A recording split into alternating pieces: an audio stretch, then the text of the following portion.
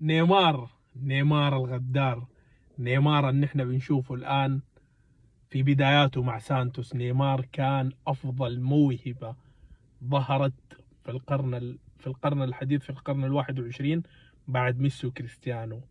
نيمار لو كان حافظ على مستواه، لو حافظ على مستواه والموهبة اللي ربنا أداها له المشاهدة دي، كان هو الوحيد القادر على تحطيم أرقام كريستيانو وميسي، وكان هو قادر على منافسة ميسي وكريستيانو.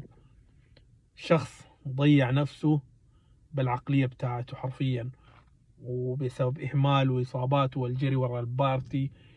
لأنه نيمار حرفيا كان موهبة استثنائية.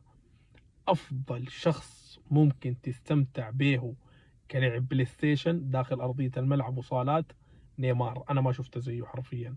حتى رونالدينيو، دي وجهة نظري أنا، ما زي نيمار. نيمار أفضل منه.